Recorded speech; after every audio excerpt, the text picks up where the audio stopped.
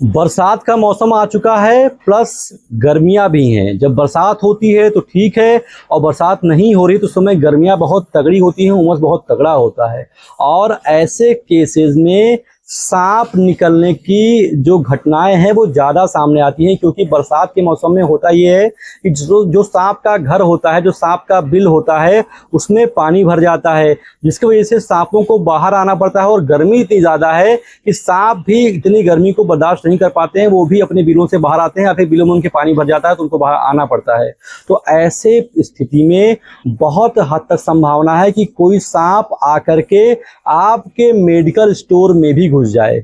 बिल्कुल बहुत ज़्यादा पॉसिबिलिटीज़ है, क्योंकि ये घटना मेरे खुद के साथ हो रखी है। सांप भाई साहब आकर के मेरे मेडिकल स्टोर में घुस गए थे, और जहां पर मैं बैठता हूं, जहां पर मेरा चेयर है, उसके बगल में जस्ट काउंटर पे भाई साहब बैठे हुए थे। तो आप सोचो कि सांप कहां से घुसा होगा, कहां से वो काउंटर पे पहुंच गया। और अगर मेरे से थोड़ी सी भी लापरवाही होती, या फिर भगवान का हाथ मेरे ऊपर ना हो, तो शायद सांप ने मुझे डस लिया होता।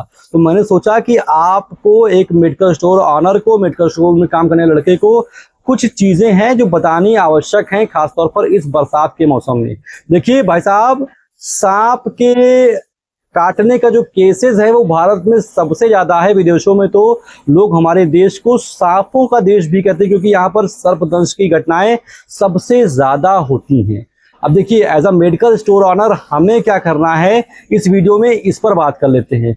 देखिए क्या होता है कि सब सांप जो होते हैं वो ऐसे जगह पर छुप जाते हैं जहां पर आपको उम्मीद भी नहीं होगी। मतलब अगर आपके पास इतना सा भी स्पेस है, तो उस छोटे से स्पेस में इतना बड़ा सांप घुस जाएगा और उसमें घुस करके बैठा रहेगा। आप सोचेंगे इसमें सांप कहां से आ सकता है।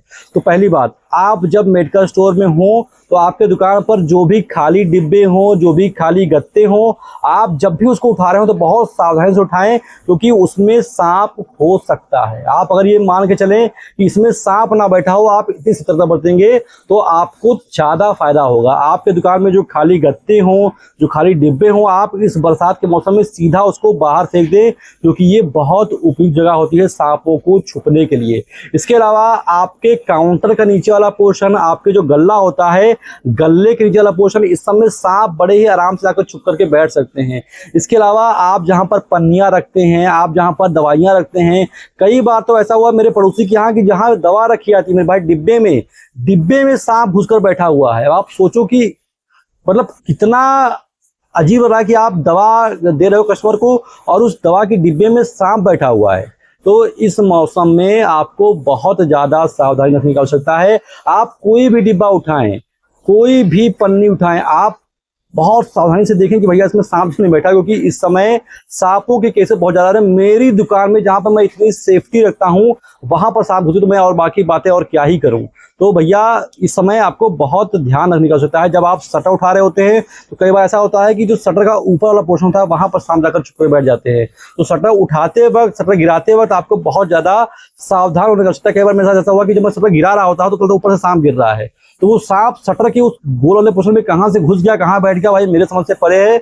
लेकिन सांप इन सब जगहों पर बहुत आराम से होते हैं। अगर आप बैग लेकर के आते हैं तो उन बैग में भाई साहब कहीं से सांप घुस सकता है। बहुत, मैं आपको डरा नहीं रहा हूं, मैं आपको सिर्फ सचेत कर रहा हूं कि भाई साहब इस समय आपको बहुत केयरफुल होने का आवश्यकता है। आपके डस्टबिन में चेक देख लीजिए, आप जो बैग लाते हैं उसमें देख लीजिए, आप जूता पहनते हैं, जूते को कहीं ऐसे कोने मत फेंक दीजिए, क्योंकि बरसात के मौसम में क्या होता है कि सांप ठंडे जगह खोजता है, सांप एकांत जगह खोजता है, और आपने अगर जूता रख दिया तो सब वो जूते में अगर घुस जाए तो भाई साहब जूता पहनने से पहले भी आप चेक कर लो भाई इसमें कोई सांप ना हो, क्योंकि ऐसे केसेस बहुत ज्यादा आ रहे हैं कि मेडिकल स्टोर वाले को भी सांप ने काटा है।